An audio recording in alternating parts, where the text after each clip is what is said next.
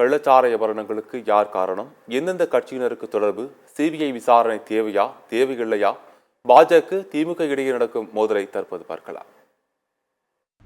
இல்ல அதுதான் நாங்க அதனாலதான் ஆளுநர்கிட்ட கொடுத்திருக்கோம். ஏன்னா ஏன் சிபிஐ வேணான்னு சொல்றாங்க? சிபிஐ உங்களுக்கு மடியில பயம் இல்லைன்னா கனம் இல்லைன்னா சிபிஐ விசாரிச்சுட்டு போட்டோம். ஏன் குற்றவாளிகளை தானே கண்டுபிடிக்க போகிறார்கள்? இவர்கள் ஏன் பயப்படுகிறார்கள்?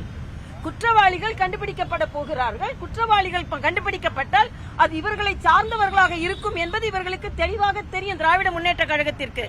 அதனால நாம இதற்கு கேட்கிறோம், இத மாதிரி குற்றவாளிகள் எங்கே இருக்கிறார்கள் என்று கண்டுபிடிக்கப்படுவதும் இத மாதிரி குற்றம் பின்பு நடக்காமல் இருப்பதற்கும் தான் சிபிஐ என்கொயரி கேட்கிறோம். இதை ஏன் இவங்க தடுக்கிறாங்க?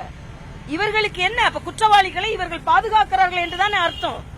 இதைத்தான் நாங்க சிபிஐ என்கொயரி கட்டாயம் வேணும் அப்படின்றதை நாங்கள் வலியுறுத்தி இருக்கிறோம். சில பேர் இதை பூதாகாரமாக்குறார்கள். நிர்மலா சீதாராமனை போன்றவர்கள் பொறுப்பற்ற முறையில் பேசுகிறார்கள்.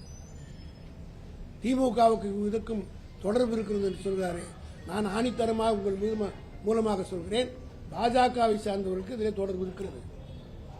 நீங்கள் ஆளுகிற பாண்டிச்சேரியில் இருந்தால் இந்த மெத்தனால் வந்தது.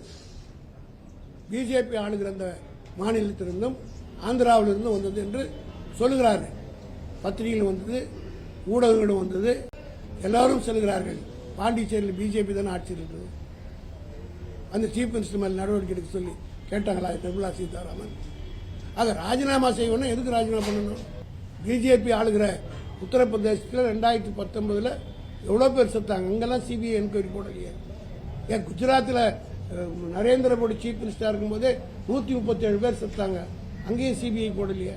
விக்கிரவாண்டி தேர்தலை மனதில் வைத்துக் கொண்டு எனக்கு இருக்கிற சந்தேகம் எல்லாம், it is my doubt, may be wrong, ஆனால் எனக்கு ஒரு ரீசனபிள் டவுட் இருக்கு. பிரதமர் 20ஆம் தேதி மோடி தமிழ்நாட்டுக்கு வர்றேன்னு சொல்றார், அவர் கேன்சல் பண்றார். அன்றைக்கு இந்த அக்கரன்ஸ் நடக்குது.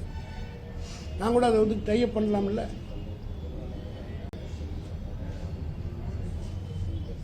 அண்ணாமலை இவ்வளவு துடிப்பதற்கு என்ன காரணம்? சிபிஐனா தப்பிச்சு வச்சிடலாம். இந்தியா பூரா பார்த்தோமே, காலையில் இடி ரைடு போகுது, சாயந்தரம் அவரை போய் பிஜேபி ஆதரிச்சா உடனே கேஸ் வாபஸ் ஆகுது. இந்தியா பூரா பார்த்தோமா இல்லையா? ஆகவே இதை மக்கள் மத்தியிலே நாங்கள் எடுத்து பிரச்சாரம் செய்வோம்.